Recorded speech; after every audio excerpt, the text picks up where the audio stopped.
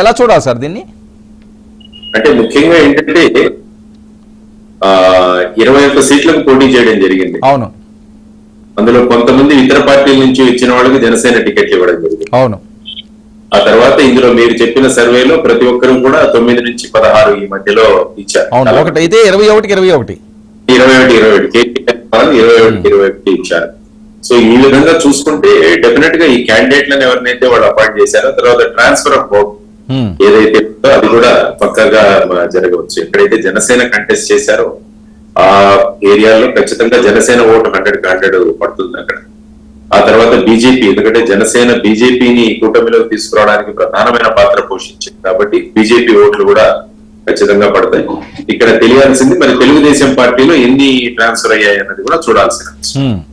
వారు చెప్పినట్టు ఎక్కడైతే టోటల్ గా ట్రాన్స్ఫర్ అయిందో ఆ ప్రదేశాల్లో ఖచ్చితంగా గెలుపు ఉంటుంది అన్నట్టుగా వాళ్ళు చెప్పినట్టుగా అవకాశం. ఎందుకంటే కొన్ని చోట్ల తెలుగుదేశం అభ్యర్థులు ఎవరైతే ఆశావాదులు ఉన్నారో వాళ్ళకి ఇవ్వకుండా జనసేనకి ఇవ్వడం వల్ల అక్కడ ఏదైనా కొంత ట్రాన్స్ఫర్ ఆఫ్ ఓట్లో ఏమన్నా తేడా ఉండొచ్చేమో. అదర్వైజ్ అలాంటి పరిస్థితులు లేని చోట డైరెక్ట్ గా తెలుగుదేశం ఓటు కూడా కూటమికి పడే అవకాశం. సో వీటన్నిటిని పరిగణలోకి తీసుకుని ఆ విధమైన నెంబర్లు ఇచ్చేటొచ్చు అని నేను అనుకుంటున్నాను. అంటే ఈసారి అసెంబ్లీలో జనసేనకి మంచి స్థానం ఉండే ఛాన్స్ ఉంటుందా సార్? అంటే వాళ్ళు 10 సంవత్సరాల నుంచి వెయిట్ చేస్తున్నారు ఎప్పుడెప్పుడు అని. పవన్ కళ్యాణ్ గారు కూడా గెలలేని పరిస్థితి. సో ఈసారి ఉంటుంది ఖచ్చితంగా. జనసేన 2 ఎంపీ సీట్లు తర్వాత వచ్చేసి 21 అసెంబ్లీలు చేయడం వల్ల ఈసారి అటు పార్లమెంట్ లోను ఇటు అసెంబ్లీలోనూ కూడా వారి ఎంట్రీ అన్నది, అంటే లాస్ట్ టైం రాజోల్ నుంచి వచ్చారు ఆయన రాపాక వరప్రసాద్ గారు, తర్వాత ఆయన పార్టీ, తర్వాత ఇప్పుడు ఐ థింక్ అమలాపురం నుంచి ఆయన ఎంపీగా కంటెస్ట్ చేసినట్టు ఈసారి వైఎస్ఆర్సీపీ అభ్యర్థిగా. సో ఆ పరిస్థితులలో ఇది almost it's like fresh entry అనుకోవచ్చు, ఫస్ట్ ఎంట్రీ అని కూడా అనుకోవచ్చు. అవును. సో ఈ సందర్భంగా వారు అసెంబ్లీలోను తర్వాత పార్లమెంట్ లోను ఏ విధంగా ప్రభావం చూపిస్తారని కూడా భావి కాలంలో వాళ్ళ రాజకీయ మనుగడ అనను గాని వారి రాజకీయ ప్రస్థానానికి ఇంకా ఎక్కువగా ఉపయోగపడుతుంది. కాబట్టి ఈ సభ్యులు ఎవరైతే అసెంబ్లీకి పార్లమెంట్ కి వెళతారో వాళ్ళ మీద ప్రత్యేకమైన దృష్టి రాష్ట్రంలోని ప్రజలకు ఉంటుంది. వారు ఏ విధమైన అంశాలను లేవనెత్తారు, అంటే కూటమిలో ఉన్నా కూడా ఏవైనా అంశాలు వచ్చినప్పుడు వారు ఏ విధంగా స్పందిస్తారు అన్న దాని మీద కూడా వాళ్ళ రిలయబిలిటీ గురించి కూడా వాళ్ళ నిజాయితీ గురించి కూడా ప్రజలందరూ చర్చించుకునే అంశం. సో ఈ విధంగా జనసేన యొక్క ప్రస్థానం దీని మీద ఆధారపడి ఉంటుంది.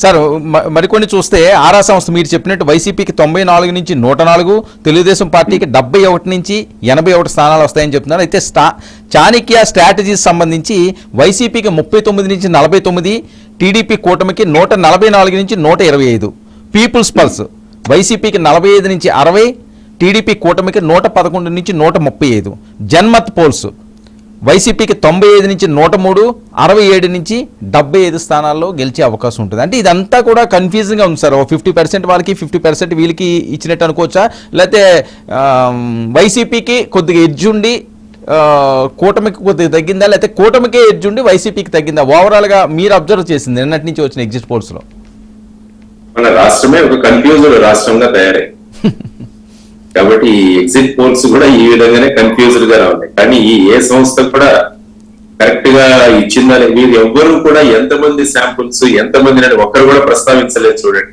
అవును. కాబట్టి వీరందరినీ అడగాలి, మీరు ఎంతమంది ఓటర్లను ప్రశ్నించారు, ఎన్ని నియోజకవర్గాల్లో ప్రశ్నించారు, ఎన్ని సోషల్ గ్రూప్స్ ని మీరు టచ్ చేశారు, ఇది కూడా ఆధారపడి ఉంటుంది కదా.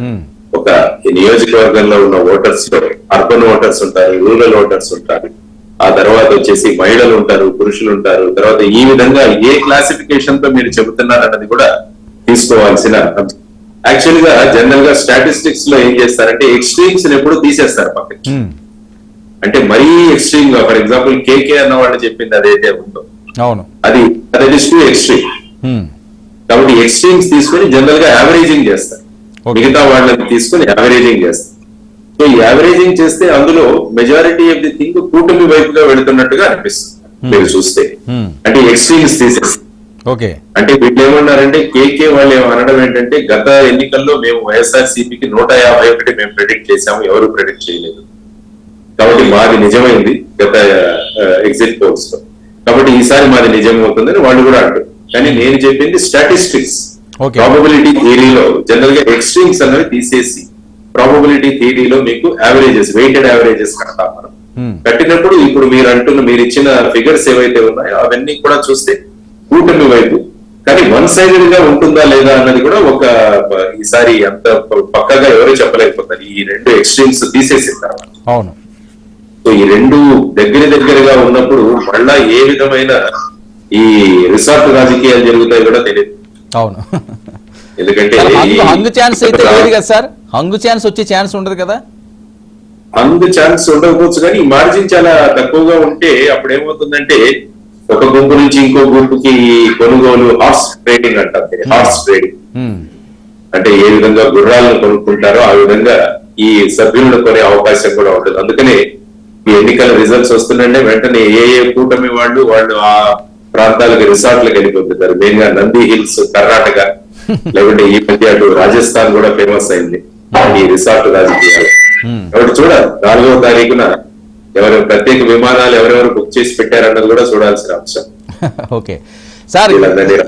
2014 రాష్ట్ర విభజన తర్వాత 2019 మనం ఎన్నికలు చూసాం, కానీ ఈసారి జరిగిన ఎన్నికలు చాలా కీలకమైన